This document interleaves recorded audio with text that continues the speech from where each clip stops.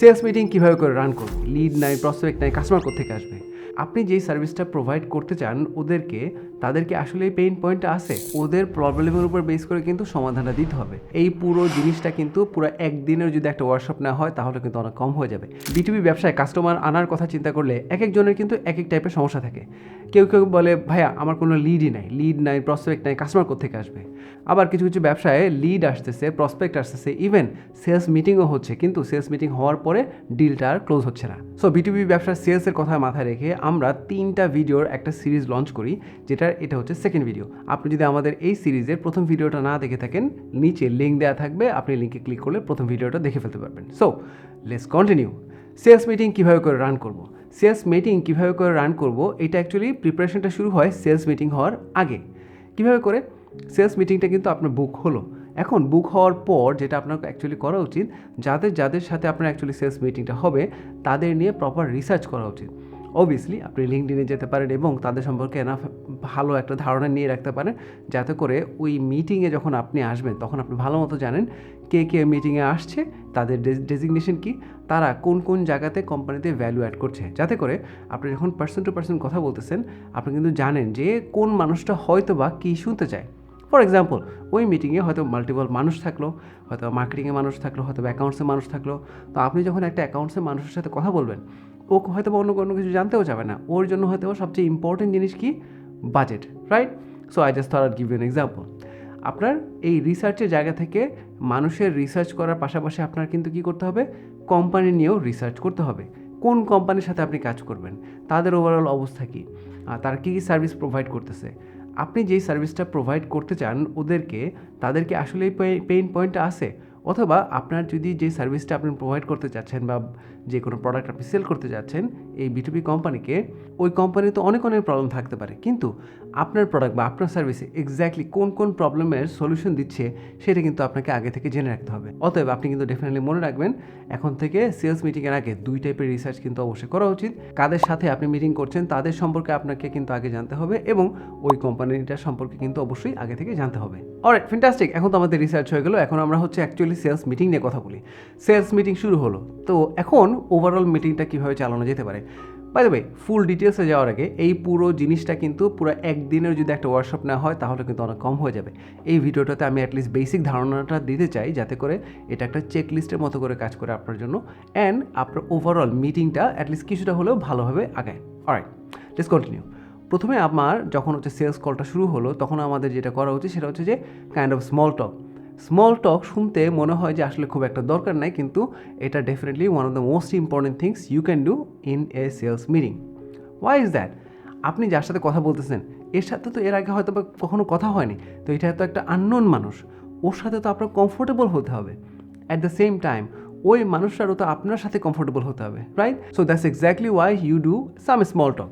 এখন স্মল টকের জন্য আপনার যেটা করতে হবে, অবভিয়াসলি একটু আগে যে রিসার্চের কথা বললাম, ওই রিসার্চ করার সময় আপনি ওই মানুষটার, একজন মানুষ বা মাল্টিপল মানুষের লিঙ্কডইন প্রোফাইলটা একটু দেখলেন, ওদের ওভারঅল ইন্টারেস্ট সম্পর্কে জানলেন, ওদের ওভারঅল ব্যাকগ্রাউন্ড সম্পর্কে জানলেন, এবং কোনো যদি কমন গ্রাউন্ড থাকে ওই কমন গ্রাউন্ড নিয়ে হয়তো বা কথা বলতে পারেন।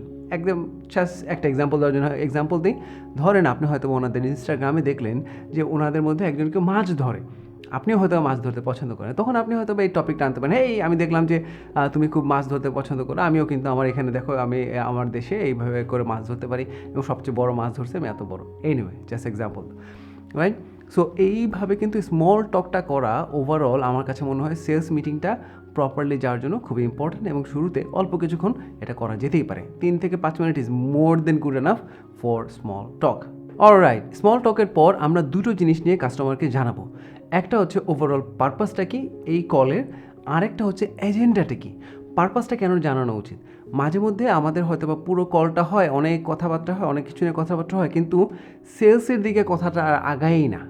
এই কারণে আমার কাছে মনে হয় ওভারঅল মেইন পারপাসটা কি কলের সেইটা কিন্তু আগে থেকে বলে দেওয়া। সো আমরা এই জিনিসটা কীভাবে করে প্রেজেন্ট করবো কাস্টমারের কাছে? আমরা হয়তো বা এভাবে করে বলতে পারি যে, হেই, আমরা এখন মিটিংয়ে আছি এবং ওভারঅল এই মিটিংয়ের পারপাসটা হচ্ছে আমি একটু বোঝার চেষ্টা করতেছি তোমার এই ফিল্ডে অথবা এই স্পেসিফিক জায়গায় কী সমস্যা আছে এবং আমাদের যে প্রোডাক্ট বা সার্ভিস আছে এইটা অথবা আমি নিজেও কি তোমাকে কোনোভাবে কি হেল্প করতে পারবো কিনা।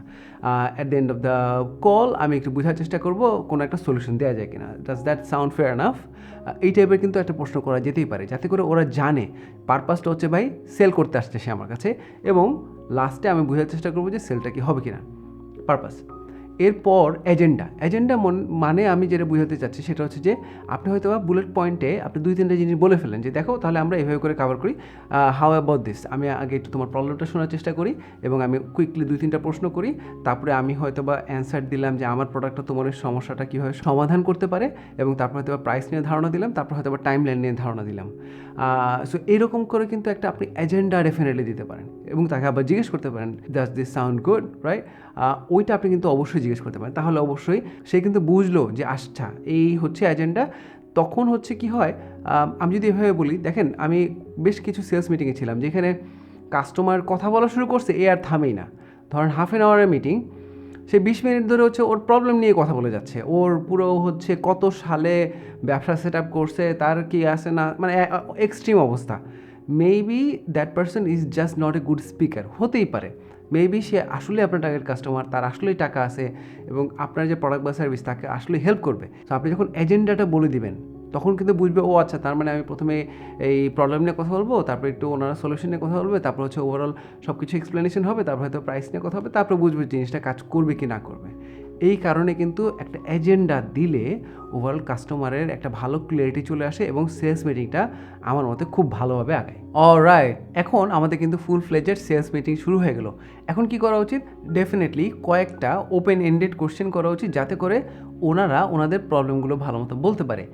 ওনারা যখন কথা বলছে আপনার কিন্তু প্রপারলি এবং খুব ক্লিয়ারলি শুনতে হবে এক্স্যাক্টলি ওনারা কী কী বলতেছে, অ্যান্ড নট জাস্ট হ্যাঁ উনি ওনার মতো করে বলুক তারপরে আমি আমার সলিউশনটা বলে দিব না, তারপরে দেখে কী হয়। না, উনি এক্স্যাক্টলি কী কী বলতেছে এটা কিন্তু আপনার ডেফিনেটলি প্রপারলি শোনা উচিত, যাতে করে উনি যেই পয়েন্টগুলো বললো ওই পয়েন্টগুলো ধরেই আপনি কিন্তু সলিউশনটা দিতে পারেন।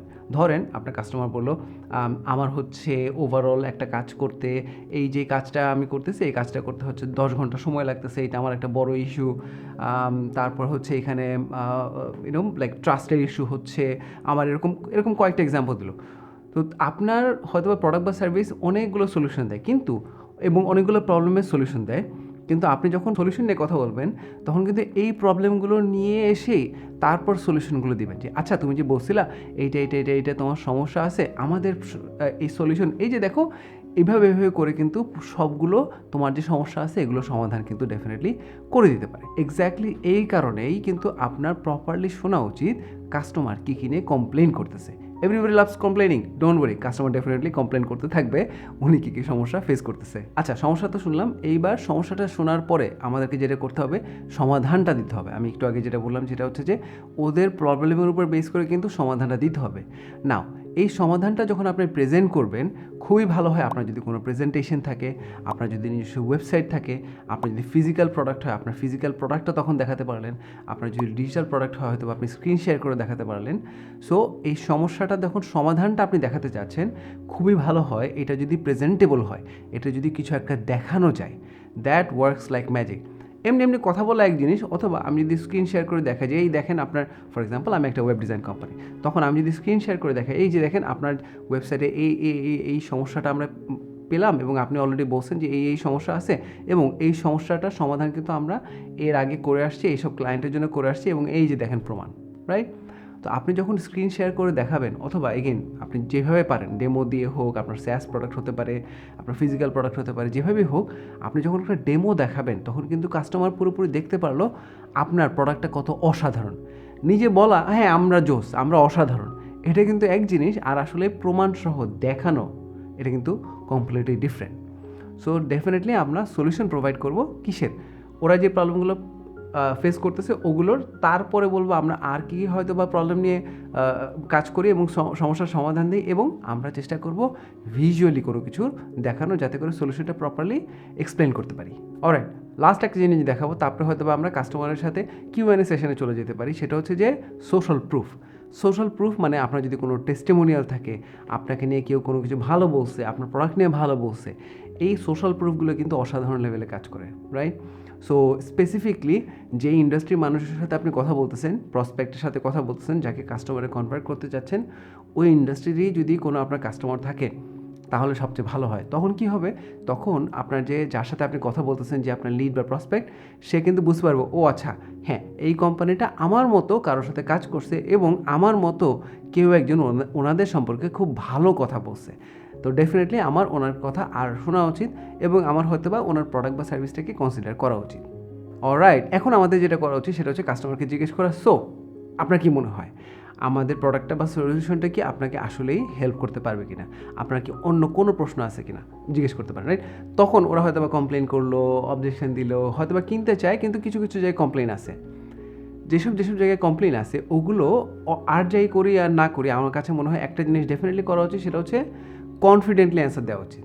আমরা যদি কোনো একটা কিছু সলিউশন না দিতে পারি, আমরা বলবো যে আসলে আমাদের প্রোডাক্টটা না এই জিনিসটার সমাধানটা দিতে পারবে না, কিন্তু হয়তো আমি আরেকজনকে চিনি, আপনাকে কানেক্ট করে দিব। সো ওইটা কিন্তু বলতেই পারি, দ্যাটস ওকে। বাট আমরা হ্যাঁ বলি অথবা না বলি, আমরা এটা করতে পারি বলি, আমরা এটা করতে পারি না বলি, আমরা অসাধারণভাবে করতে পারি বলি, অথবা মোটামুটিভাবে ভালো বলি, যেইটাই বলি না কেন কনফিডেন্টলি বলতে হবে। কনফিডেন্সটা হারানো যাবে না। তা ওই যে বাংলায় একদম বলে না, মানে খাঁটি বাংলায় যে আমতা আমতা করে, আসলে মানে ব্যাপারটা হচ্ছে না, কনফিডেন্টলি যা বলার বলতে হবে। এই কনফিডেন্সটা কিন্তু এই পুরো হচ্ছে সেলস কলের মধ্যেই থাকতে হবে এবং সবচেয়ে বেশি অ্যাকচুয়ালি এই জিনিসটা থাকতে হয় সেটা হচ্ছে অবজেকশনের সময়। ওকে, অলওয়েজ আন্ডারস্ট্যান্ড দ্যাট। একটা তো অবজেকশন থাকতেই পারে যে হ্যাঁ ভাই, আপনাদের প্রোডাক্ট অনেক এক্সপেন্সিভ। আসলে এক্সপেন্সিভ হওয়ার মেইন কারণ হচ্ছে এটাতে অনেক, না এত কিছু দরকার নেই। আসলে এক্সপেন্সিভ হওয়ার কারণ হচ্ছে আমাদের যে প্রোডাক্টটা, এইটা যারা ইউজ করে তারা হচ্ছে এখনও ইউজ করতেছে বছর পর বছর। সো আমরা মেক শিওর করি যাতে মেনটেন্যান্সটা ভালো হয়, এবং মেনটেন্যান্সটা ভালো করার জন্য আমাদের কস্ট অফ গুডস সোল্ড একটু হাই থাকে, যাতে করে আপনার কয়েকদিন পরে আপনার মনে না হয় যে আচ্ছা এটা ভালো না, এটা ভালো না, তখন আপনার অন্য কারোর সাথে কাজ করতে হবে। সো কনফিডেন্টলি বলতে হবে, রাইট? আমরা যত রকম অবজেকশন হ্যান্ডেল করব, প্রতিটা অবজেকশন কিন্তু কী করতে হবে, কনফিডেন্টলি হ্যান্ডেল করতে হবে। অ্যান্ড দ্যাটস এক্স্যাক্টলি হাউ আপনি কিন্তু আপনার প্রসপেক্টের ট্রাস্টটা ধরে রাখতে পারবেন। অলরাইট, একদম মিটিংয়ের লাস্টে চলে আসছে আমরা সেলস কলের। এখন আমরা কি করব, এখন হচ্ছে একটা ক্লিয়ার অ্যাকশন স্টেপ দিয়ে, নেক্সট স্টেপ দিয়ে আমরা কলটাকে ক্লোজ করব। অলরাইট, এতক্ষণ তো আমরা সব কিছু নিয়ে কথা বলে ফেললাম। এখন আমরা সেলসটাকে ক্লোজ কীভাবে করব, অথবা মিটিংটাকে কীভাবে করে ক্লোজ করব। মিটিংটা ক্লোজ করতে হবে অ্যান অ্যাবসোলুট নেক্সট স্টেপ এইটা বলে। ফর এক্সাম্পল, আমরা হয়তো বলতে পারি, হেই সব কিছু তো ঠিক মতো গেল এবং প্রাইসটা যেহেতু ভালো হয়েছে, আমরা তাহলে আপনাদেরকে একটা ইনভয়েস পাঠিয়ে দিই, আপনি আমাদেরকে পেমেন্ট করে দিলে আমাদের কাজ শুরু করে দিব। এটা একটা নেক্সট স্টেপ হতে পারে, রাইট? এবং তখন কিন্তু আপনি ওখানে বলে দিতে পারেন যে আপনার কি মনে হয় কত তারিখের মধ্যে পেমেন্টটা হতে পারে, আপনি আমার মানুষ পাঠাবো কিনা, অথবা bank, what ever it is, but clear হতে হবে, রাইট? যাই বলবো আমরা, এটা ক্লিয়ার হতে হবে। আপনার যদি কোনো প্রজেক্ট প্রপোজাল পাঠানোর কথা হয়, সেটা আপনি বলে দিলেন, ওকে সো আমাদের মিটিংটা খুব ভালো গেলো এবং আপনার মতে আমাদের অ্যাকচুয়ালি একটা প্রজেক্ট প্রপোজাল পাঠানো উচিত, এবং আপনি যেটা বললেন যে প্রজেক্টটা রিভিউ করে আপনি আমার সাথে গেট ব্যাক করবেন। আমি কি জিজ্ঞেস করতে পারি কবের মধ্যে আমরা আসলে আপনার সাথে কথা বলতে পারি, আবার জানতে পারি, যাতে করে আমরাও বুঝি যে আসলে ওভারঅল জিনিসটা কোন দিকে আগাচ্ছে। সো ক্লিয়ার এক্সপেকটেশন রাখা উচিত, সেলসটা ক্লোজের দিকে নেওয়া উচিত, এবং ক্লিয়ার নেক্সট স্টেপটা কিন্তু ঠিকমতো বলে ফেলা উচিত। So this really helps. আমি সবসময় দেখছি ক্লিয়ার যখন নেক্সট স্টেপ না থাকে, তখন হচ্ছে জিনিসটা ওই ক্লোজিংয়ের দিকে আর যায় না, সবসময় হচ্ছে ভাসতে থাকে। একটা পর্যায়ে গিয়ে হয়তো বা কাস্টমার মনে করে যে আচ্ছা ঠিক আছে, এটা হয়তো বা না করলেও চলবে। So that's exactly why you should have a clear next step when you are about to close your sales call. Okay, I hope এই ভিডিওটা আপনার জন্য হেল্পফুল ছিল এবং আপনি বুঝতে পারছেন আসলে ওভারঅল বিটুবির জায়গা থেকে সেলস কল হোক, সামনাসামনি দেখা করে মিটিং হোক, কীভাবে করে রান করলে প্রপারভাবে হয়তো বা সেলসটা ক্লোজ হতে পারে। এই ভিডিওটা যদি আপনার ভালো লেগে থাকে, do subscribe and hit that like button, I would really appreciate that. Okay, এই সিরিজের থার্ড ভিডিওটা ইনশাল্লাহ খুব তাড়াতাড়ি আসতেছে, এবং আপনি যদি কন্টিনিউসলি আমাদেরকে ফলো করেন খুব হেল্প করবে, এবং সাবস্ক্রাইব যদি করেন আমাদের ইউটিউবে, আপনি মিস করবেন না নেক্সট যে ভিডিওটা আসবে। এবং আমি ট্রুলি বিশ্বাস করি এই তিনটা ভিডিও, এই সিরিজের তিনটা ভিডিও কিন্তু আপনার ওভারঅল সেলসটাকে নেক্সট পর্যায়ে নিতে হেল্প করবে। So thank you so much again, and I hope to see you on the next video.